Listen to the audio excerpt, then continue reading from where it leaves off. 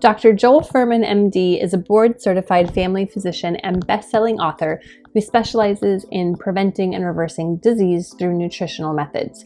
He has been an active family medicine clinician for over 25 years. He is the author of 6 New York Times bestsellers, including Eat to Live, Super Immunity, The End of Diabetes, The End of Dieting, and The End of Heart Disease. Dr. Fuhrman makes regular appearances on TV shows, including The Today Show, Good Morning America, Live with Kelly and Michael, and The Dr. Oz Show. Dr. Fuhrman presently serves as the president and research director of the Nutritional Research Foundation. He has published multiple scientific articles on human nutrition, and he is involved with ongoing studies addressing heart disease, diabetes, and cancer. His discoveries on food addiction and human hunger were published in the Nutrition Journal in November 2010. He is one of my absolute faves, and we had a fantastic talk. I hope you enjoy. So, okay, you had a line in Super Immune, this is a line in The End of Dieting. And when I read this line, and it's a line that I go back to all the time, and I think for most people, this is a huge shift. So you say, I'm not asking you to diet. I'm asking you to change your fundamental beliefs about food. And I love that. And that's such, like I said, it's a huge transition away from how people usually think about food. So can you talk a little bit about why it's so important to change your fundamental beliefs about what you're putting in your body on a day-to-day basis? Oh, we started. Are we on? Yeah, we're on. Oh, we started. Oh, yeah. Fantastic. I thought we were just having a casual conversation. Well, that's just, I like our conversations to be just relaxed and, we'll just organic, I guess. So, yeah. That's great. Well, I'm excited to be here and to talk to you and your friends. There's a tremendous chasm here between the way Americans eat, which is about 90% of calories from processed foods and animal products. Mm-hmm. They eat a piddling amount, a small amount of plant foods. And that's where all the money's at. In other words, all the nutrients. And we have discovered maybe 1,000 different phytochemicals. In other words, every strawberry has 700 nutrients in it. Every piece of broccoli has more than 1,000 different nutrients. Mm-hmm. And they're not optional. The human body requires a broad and diverse assortment of phytochemicals to have a normal life. And because Americans don't get that, we have childhood cancer. We have depression and dementia and autoimmune conditions. We're not just talking about heart attacks and strokes and cancers. We're talking about diseases that afflict us all through life and afflict children based on the way their parents eat. In fact, so in other words, they get diseases when you're young based on what your parents ate or didn't eat. And it's really, and it affects your intelligence, your outlook on life, your ability to succeed in life, and your ability to be peaceful. In other words, the American diet leads to a propensity to be addictive behaviors, to want to, and so I say that sugar and processed foods, the gateway drug to heroin, and it leads to interference with intellectual capacity, memory, and not just dementia, but intelligence and direction and all through life, and even propensity to violent behavior. Mm-hmm. In other words, what I'm saying here is that food has tremendous implications, and this profound difference people have to make in their life is that we learn about reading and writing and arithmetic, but we don't learn about nutritional science in elementary school and high school and colleges and professional schools. And this is the most important subjects that affects our health and our life, our whole life, from birth till death. And whether we not just die tragically prematurely, but so many people in America suffer for many, many years, such needless, tragic suffering. So I'm saying a change of thinking, a huge change of thinking has to come across in the modern world. We have to recognize that unless we eat a diet with the vast majority of calories from natural plant foods, that person's going to be in trouble. Yeah. And once you eat a diet where you're eating mostly all natural plant foods, then you don't worry about cancer, heart disease, dementia, strokes, then these diseases would all fix. We wouldn't worry about healthcare. We wouldn't have a healthcare crisis. We wouldn't need 90% of doctors could become plumbers and electricians and librarians and do different jobs. We wouldn't need all this demand for doctors, but dependency on doctors and dependency on drugs and surgery. It's just a horrible, barbaric situation we have. And so people have to make a tremendous change and recognize that they're in control of their health destiny. And they're eating things that are just too dangerous to even consider living like that.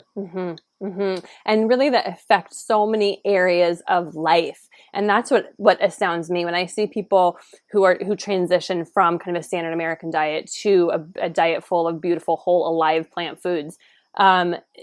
Things change in their life that they had they were never expecting.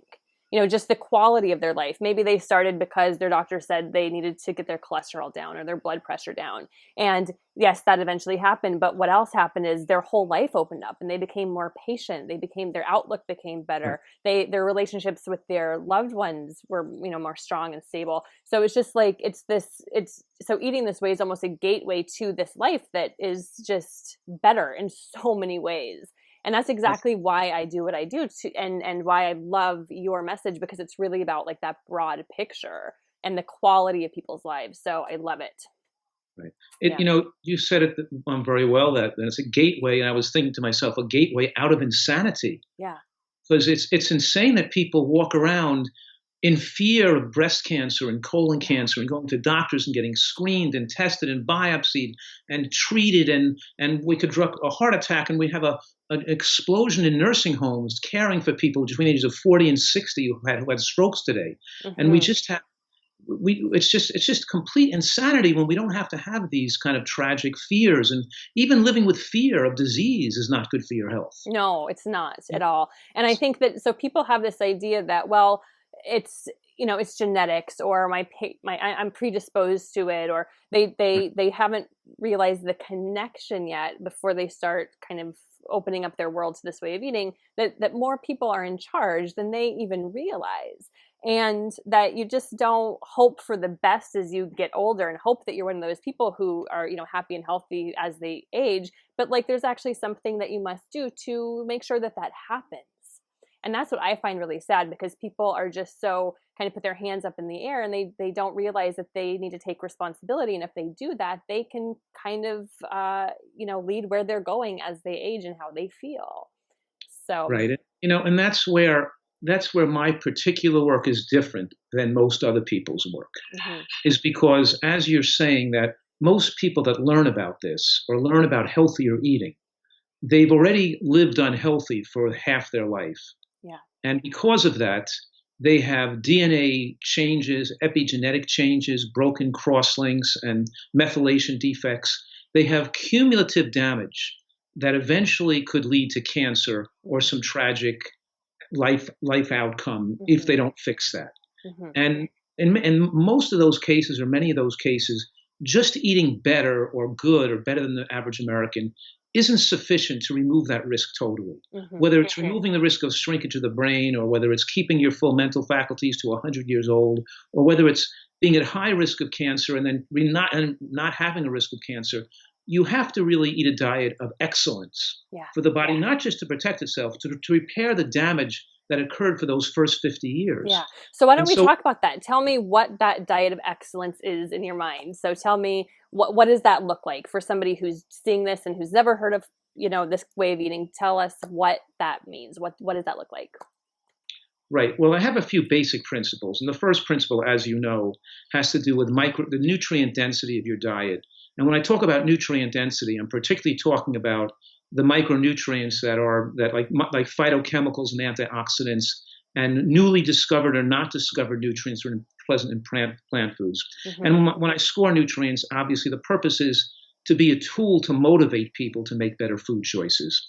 And when you see that green vegetables have 100 times the micronutrient content of, let's say, processed foods and animal products, and when you learn about, let's say, the isothiocyanates, the ITCs in vegetables, or the IP5, the inositol pentacosphosphate in beans that protects against breast cancer. When you learn about the angiogenesis inhibitors in mushrooms, or the aromatase inhibitors in mushrooms, in other words, when you learn about these foods and how they work to repair the cells, the damage in the cell, the body already has the miraculous machinery to defend itself against cancer, against dementia, and against aging of the blood vessels. Yeah. We should live a life right through 100 years old in perfect health, with full mental faculties, with our body working fine, able to enjoy our life to the fullest for all those years. And it's worth it because you can make these healthy foods taste great. So the first principle is nutrient density. In other words, eat foods that are rich in nutrients per calorie, and limit your exposure to foods that just give you calories with no significant nutrient load. Because the more you eat white bread and sugar, and the more you eat foods, and especially oils, which are calorically dense but have no significant micronutrient load, the more you put excess calories in your body, excess calories shorten lifespan. And they particularly shorten your lifespan when those calories do not contain micronutrients. So that's the first basic principle. Right, then we're talking about here about a diet being hormonally favorable. And also, so hormonally favorable particularly means keeping estrogen favorable, keeping insulin low, and keeping IGF-1 relatively low, which is insulin-like growth factor 1. So insulin-like growth factor 1 has to be kept, let's say, below between 100 and 150 for an ideal lifespan. Okay. And as we get older, over the age of 75 or 80, if IGF-1 drops too low, then it could actually cause muscle wasting and increase your risk of disease. So we want to be in that sweet spot, that lowered sweet spot. And too many people on vegan diets don't pay attention to these kind of hormones being the favorable range. In other words, number one is the glycemic effect of your diet, which has to do with eating processed carbohydrates, and high glycemic carbohydrates could be harmful. And animal products and complete amino acids raise IGF-1 unfavorably. But too many vegan diets, people aren't well designed for children, for growing children, and they're not well designed for the elderly because they're too low essentially in protein and fats. They're not designed to have hemp seeds and beans and green vegetables which are rich in protein and sunflower seeds. In other words, they're not designed to be protein adequate, especially with aging, and they're not designed with enough protein fat during the growth phases between birth and 5 years of age, often too. So, in other words, I'm making sure that we have a full assortment of nutrients, and to make sure that if you're on a vegan diet, because we want people to be close to vegan or vegan, because too much animal products can raise IGF-1 unfavorably. But even as you approach a vegan diet, so many people make mistakes, and they take chances with their health. They make philosophical errors based on what they want to believe. And I don't have a particular agenda or predetermined belief system. I want to make sure that if I err, that I err on the side of caution. I don't take chances with people's lives trying to adhere to some philosophy. And that's where we're talking about having the third principle, having a comprehensive exposure to all nutrients humans need, and to look at your lifestyle and dietary habits to make sure you're well taking care of that exposure and not getting too insufficient in anything. At the same time, not getting excess anything that could be harmful in large amounts.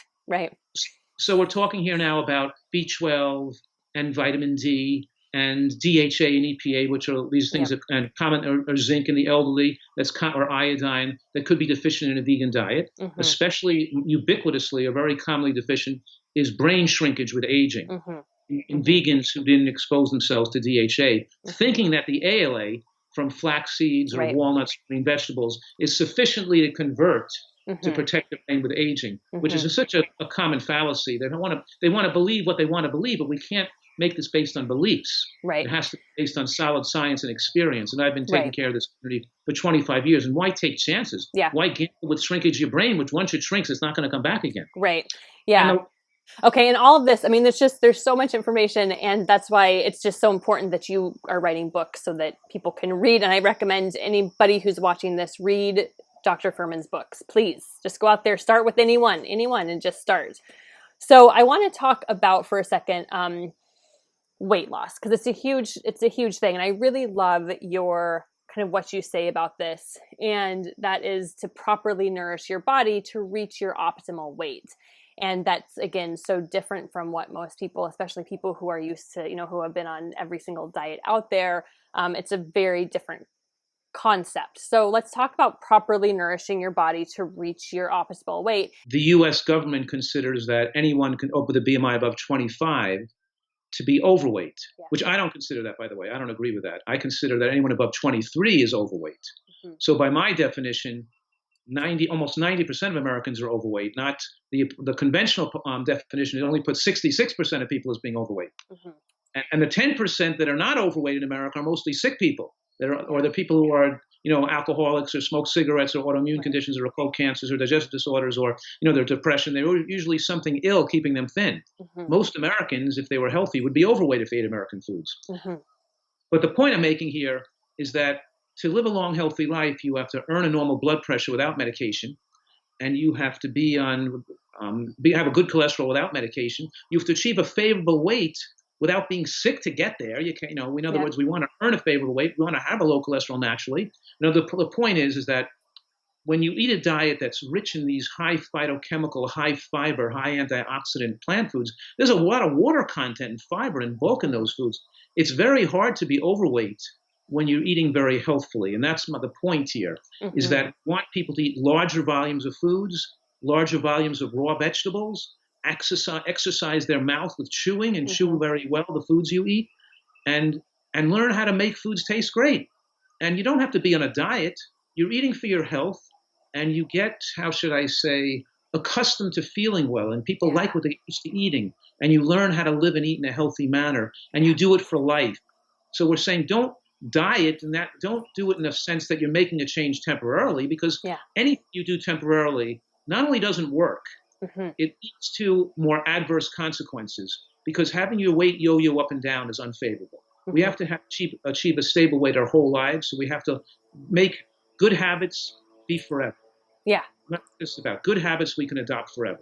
Right. And when you do it the right way, it's easy, it's sustainable, and it's easy to keep doing because it tastes good, because you feel good, because you're just in that zone of like, okay, well, why would you do anything else once you kind of reach that state? So it becomes very, very easy. So let's talk about some, I just want to hit on fad diets for a second, because, the Atkins and the paleo and the really, high protein, low carbohydrate, there's a lot of people, and there's a lot of people who see their friends or their coworkers who go on this paleo diet who lose a ton of weight pretty quickly, and they think, okay, well, that works. So can you talk a little bit about kind of the dangers of that, why it works, first of all, and some of the, in the short term, and some of the dangers of that kind of in the long term? Well, first of all, that's important you said that, and I agree with you. That's very important we talk about this, because we need a population that are educated and know how to deal with, how to articulate why that way of eating isn't favorable. So we can tell people, because right now, too many people are dying needlessly, and they're going to suffer with those type of diets. And here's the thing, is that there's a lot of ways you can lose weight temporarily in the short run. And most of those people fail. They don't maintain that weight loss for the rest of their life. They just make some temporary weight loss, and they eventually gain it back again. Right. When you gain weight back, it saturates the fat in your body, mm-hmm. which is more cancer promoting and more heart disease promoting. So you don't want people to be losing weight and gaining it back again, number one. Mm-hmm. Number two, whether your triglycerides go down and whether you lose weight, your diabetic parameters improve or not, that's not the primary criteria you need to evaluate the success of the diet. For a diet to be considered healthy and recommended, it has to be evaluated over a 15 to 25-year period. Mm-hmm. Because these are, these are not hard endpoints. They're soft endpoints. A hard endpoint is death. Mm-hmm. A hard endpoint is cancer. Mm-hmm. A hard endpoint is a stroke or a heart attack. Mm-hmm. And when you follow, and you need to follow people 10 years or more with a large number to see the impact on hard endpoints. Yeah. And we have numerous studies that follow people on high protein diets, on paleo diets, on ketogenic diets, on Atkins type diets. And even the 30% of protein on the American diet is considered high protein by worldwide standards. Mm-hmm. And when people are followed, even when we follow people on low sugar, high vegetable diets, some that have higher amounts of animal product compared to lower amounts, mm-hmm. there's numerous studies followed for many years. And the findings are very striking, and the findings are fascinating, that, for example, let's give a couple of studies. Okay. One study published in the Annals of Internal Medicine and published in 2010, and this is 2010, this is 6 years ago, Right. or 7 years ago. Right. 129,000 people followed for more than 20 years. It's an amazing amount of people. And they found that people were eating low amount of sugar and processed foods. Those who had more animal products compared to those who had more vegetables in their stead had a 43% increased death rate over that 20-year period. So that's almost double the death rate, yeah. right? And those were relatively healthy diets. The only difference was a little higher, more animal products. Then a study done in 2012, published in the British Medical Journal, followed 43,000 women, and they plotted how much animal products they were eating from 1 to 20. So a score of 1 would be a vegan type diet, and a score of 20 would be an Atkins type diet, and they plotted the amount of how much animal products they were consuming on a 1 to 20 scale. This is 43,000 people followed for more than 20 years again. And they found that a 60% increase in cardiovascular death, that's heart attack or stroke deaths, occurred. That's huge. Those with a score above 16 compared to those with a score below 6. Huge increase in cardiovascular deaths. So those adopting a paleo diet or an Atkins type diet had the highest risk of cardiovascular death. The more they cut back on plant foods and the more they eat more animal products, and fed that model high in animal products to get more ketogenesis and more weight loss, the more it increased the risk of death. Really sad that these people on these paleo Atkins type diets died prematurely. Then in 2014, a study came out, followed people between the ages of 50 and 65 for 18 years. They followed for 18 years. They started out between 50 and 65. And for the next 18 years, those with a higher protein diet, animal protein that is, had a 4-fold increased risk of cancer and a 75% increase in total death. We're talking here now, and they considered the high animal product to be 30% and the low animal product to be less than 10% in that study, which had the 4-fold increased risk of cancer. That means that 30% of animal products, Americans eat 33% of calories from animal products. A lot of these Atkins and Dukan and high protein advocates are consuming 50 to 70% of calories from animal products. A lot of the paleo advocates are consuming over 50% of calories from animal products. That's even more risky and more dangerous than these diets that increase death rate, that increase cancer rates 4-fold. The point I'm making is, I've made this point many times, that this is very irresponsible, very dangerous for anybody to be eating a diet like that. And I used to say that if you're following a best-selling diet book, that it can't be healthy for you, because what the masses are going to do, can't be healthy, because they just want to eat what they want to eat. What's popular doesn't make it right. And then the books became bestsellers. They don't believe any best-selling books, but that's because I got on PBS. I got my show on PBS, which made turn some of the books into bestsellers. But I usually say, if it's a bestseller, forget it. Throw it in the garbage bin. Unless it's yours. Right. Well, that's great. I thank you for clearing that up, because I think it's an area where a lot of people get confused, because they come across some of these paleo sites or these articles in really popular, media outlets that just really push it. Right. And we know that animal products raise IGF-1. It's the major promoter of IGF-1 raising, and IGF-1 hormone is the major hormone determining your risk of breast and prostate cancer and aging of the brain and premature death. So the evidence has coalesced and is now overwhelming. So all nutritional scientists that are not commercially affiliated or have some tremendous biases can't deny the fact that a diet has to be, I call it plant predominant, or plant, nutrient rich or nutrient dense and plant rich. I don't think plant based is a strong enough word. Because plant based is more than 50%. And based, the American diet is already plant based, because it only has 33% of calories from animal products. It's already 70% of calories from plants. So don't think that's enough, because worldwide scientists don't recognize the word based to mean more than 90%. Interesting. We're saying that we got to get people up to at least 90% of natural plants. At least 90%. And that means it has to be plant rich or plant predominant, because very plant strong to afford people. And I think almost all nutritional scientists would agree with us today. I'm trying to make the message so it can be accepted by physicians and scientists. They can embrace it and feel they're not joining some radical cult with crazy ideas, because these are really well supported by the science today. Yes, absolutely. Yep. Very, very well said, and excellent points. So for people who are in that unique position of eating a really nutrient-rich, plant-strong diet, who are having a really hard time losing weight, what do you suggest for that group of people who have already kind of made a transition to a very healthy plant-rich diet? Right. Well, number one, if they're eating a nutritarian diet, as I call it, which avoids sugar and salt and oil, there almost always people lose weight. Not that 1 in 100 maybe not lose weight fast enough or not going to lose weight, but it's very rare. And it's almost always that oil. They're putting oil on their food. They're using olive oil or coconut oil. Oil really stops you from losing weight. And when you cook a food in oil, it causes rancidity, with toxic compounds to form. They're so toxic, they're carcinogenic compounds. Even inhaling the fumes from oil and oil-based cooker can increase risk of cancer. Even working in a fast food restaurant, not even eating the food, just working around the food can increase risk of cancer. But so the point is, the culprit is usually oil. The second culprit is that people, the glycemic effect of their diet is too high. They're eating too many grains, even white potato and brown rice. And they're eating too many grains, not enough greens and beans.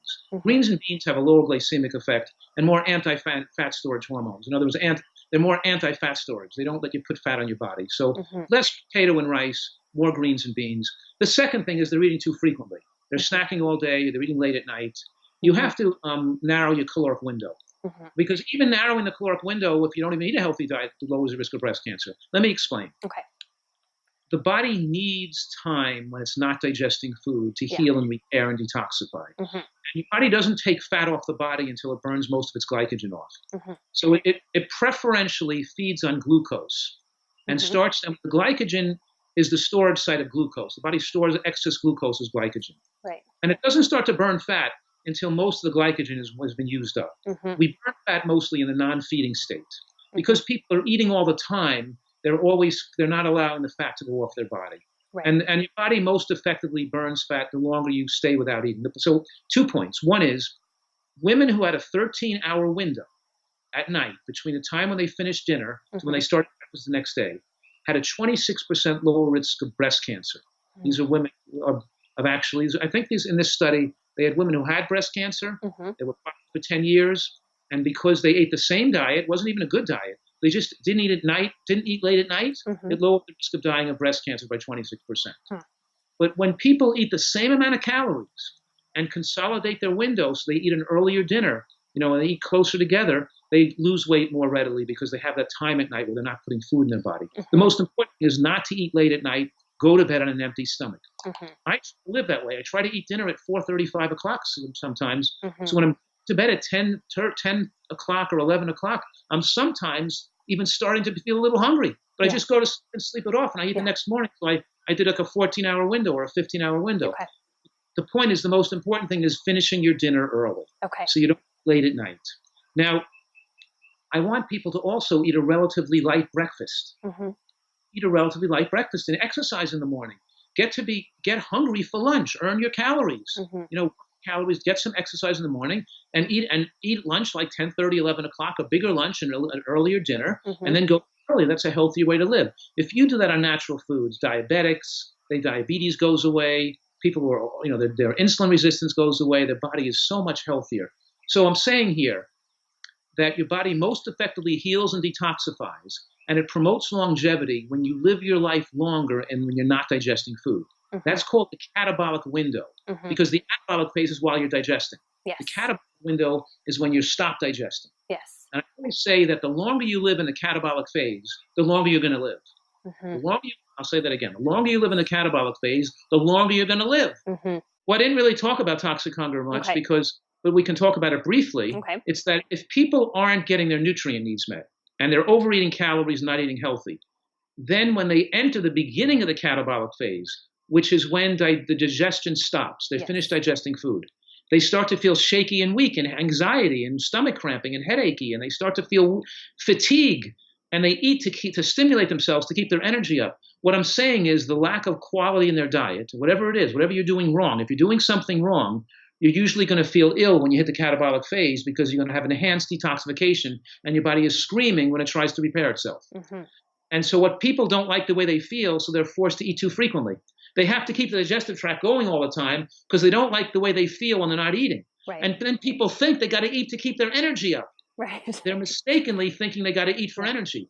You eat because your energy should be high all the time, whether you eat or you not eat. I can wake up in the morning, or I can skip breakfast and lunch, and a friend will call me on the phone and say, "You want to go play tennis?" Yeah. And I'll say, "Go, I'll play tennis. I'm hungry, but I'll play tennis instead of eating. So I'll go play tennis." It goes away. You're not fatigued because you're not eating. You just burn the storage on your body. Yeah. You're fatigued because you're detoxing. Yeah. So we eat in response to hunger, not to fatigue. You should be getting enough sleep at night. So you're not eating to try to stimulate yourself. So you need to use food as a stimulant. Mm-hmm. People are using food as a drug, having to put it in their body too much to make them feel okay. Mm-hmm. And that invariably leads to them being overweight.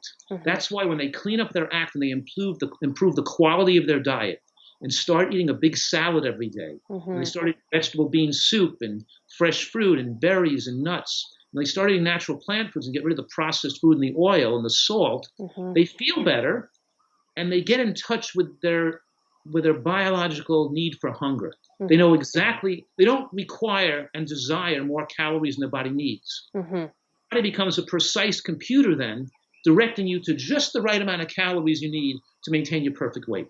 Mm-hmm. You no longer feel the need to overeat food to stimulate yourself. Mm-hmm. And through this process, people will get to the weight that their body is most healthy at. That's right. It'll come naturally as a result of eating so healthfully and getting rid of their toxic hunger. So those cravings and excessive drives to overeat mm-hmm. start to dissipate and go away as they improve the quality of their diet and improve the quality of their tissue antioxidant and phytochemical score. Mm-hmm. In other words, you know that if maybe your hand and my hand are more orange than somebody else's, you put your hand next to somebody else's hand, they say, well, yours is more pale or pink and mine's more orange. Mm-hmm. But these phytochemicals penetrate your brain mm-hmm. and your liver and your kidney, and they decrease your hunger. Mm-hmm. And the brain doesn't really produce its own antioxidant response like the rest of your body does. It needs a constant supply of antioxidants and phytochemicals mm-hmm. through the food supply each day. So that's where eating the G-bombs mm-hmm. is so important to maintain. And so I have that acronym called G-bombs. Yes. So people remember the foods that protect the brain and protect against breast cancer and prostate cancer. Mm-hmm. And I talk about breast cancer a lot because most women who get breast cancer die of breast cancer. Mm-hmm. Most men, even though they're the same causes anyway, most men who get prostate cancer die of heart disease, not prostate cancer. Because heart disease is generally because prostate cancer is more slowly growing. Mm-hmm. Breast cancer can be very aggressive. Mm-hmm. And it's so preventable. We could literally wipe it out in America today if all the women ate their G-bombs every day, which gives me the opportunity to plug a study we're doing with Northern Arizona University. Okay.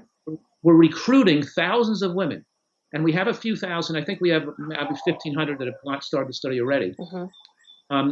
Where women are pledging to follow a nutritarian diet, to eat G-bombs almost every day. And for those of you who don't know G-bombs, please, greens, beans, onions, mushrooms, berries, and seeds. Yes. Okay. It gives people at the tip of their tongue to keep aware of those foods that are most powerfully associated with lower rates of cancer. Mm-hmm. So they try to eat their raw greens and their raw onion every day, the cooked mushroom, some berries in the morning. So they're eating some of these foods every day, and they're eating in a way to maximize or maintain their benefits. Not you can't eat some of the green vegetables raw, mm-hmm. And some onion raw. Mm-hmm. But in any case, so we're doing this study so we can follow women more than 10 years, and we're recruiting women adopting a nutritarian diet. And we're following these thousands of women to show them that we can wipe out breast cancer. And we're even recruiting a lot of women through oncologists mm-hmm. with early stage breast cancer mm-hmm. to show that it can be reversed with this nutritarian approach. So we really put together a portfolio of dietary features that wipe out breast cancer. Mm. Amazing. Thank you for such important work. If women are interested in learning about that or mm-hmm. possibly joining the study, they can go to nutritionalresearch.org. Okay. I think that I put my name on that list, but I don't think I was ever contacted, but I did know that you were doing that, and what important, amazing work that is. So again, gosh, thank you for everything you do.